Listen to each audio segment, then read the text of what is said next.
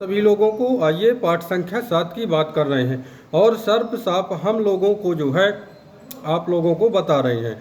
अगर आपकी पत्रिका में सर्प साप का दोष है तो उसका उपाय कैसे करना चाहिए, क्या करना चाहिए, किस देवता की पूजा करना चाहिए, इस पाठ में यही बताया जाएगा केवल।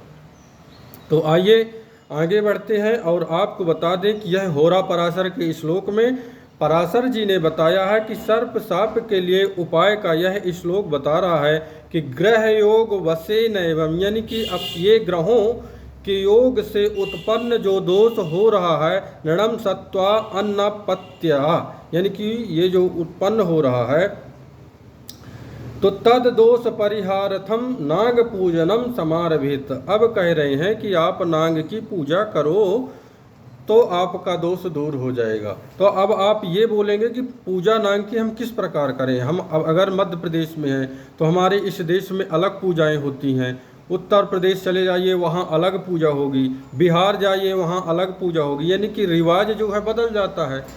तो इसमें लिखा हुआ है कि स्वगृहे, यानी कि आपके घर में जैसे पूजा होती हो तो स्वगृहे कत विधानेना, अपने विधान से प्रतिष्ठा कार्येत सुधि, यानी कि आप अच्छे लग्न मुहूर्त दिन और समय को पकड़ करके नाग का प्रतिष्ठा करा लीजिए।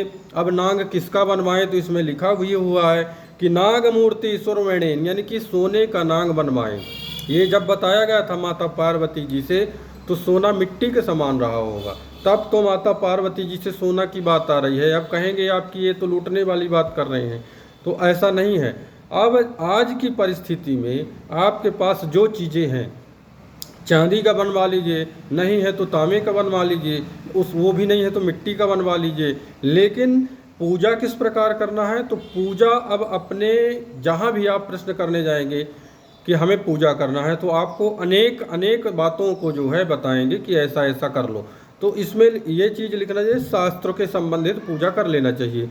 तो आप किसी पुरोहित के पास, अपने कुल पुरोहित जो होते थे, आपके आचार्य होते हैं, उनके पास जाइए, वो आपको मार्गदर्शन देंगे। तो जिस प्रकार मार्गदर्शन देंगे तो इसमें लिखा हुआ है कि अपने वित्ता अनुसार पूजन करना चाहिए, यानी कि वित्ता अनुसार आपके जितना सामर्थ्य हो उस प्रकार का आप पूजा करें। अगर आपके सामर्थ्य नहीं है पूजा करने का, तो अगर आप पूजा में कमी कर रहे हैं तो उसमें नाग देवता आशीर्वाद देते हैं। अगर आप सामर्थ्य हैं, धनवान हैं, तो आपको शास्त्र की बताई गई चीज़ों को अमल करना चाहिए, क्योंकि ये जो है हमारे पूर्व के कर्म हैं। और उसका उपाय बताया गया है कि नाग यानी कि सोने का नाग होना चाहिए, नहीं है तो उससे नीचे आ जाइए तो चांदी है, वो भी नहीं है तो तांबा हो गया, तो विधिवत या तो पंचोपचार से पूजन करवा लीजिए या षोडशोपचार से पूजन करवा लीजिए। अब जब आपकी ये पूजा हो जाएगी तो नाग देवता आपको क्या देंगे, तो इसमें लिखा हुआ कि हम जब पूजा कोई यज्ञ करते हैं तो यज्ञ के बाद दान करते हैं।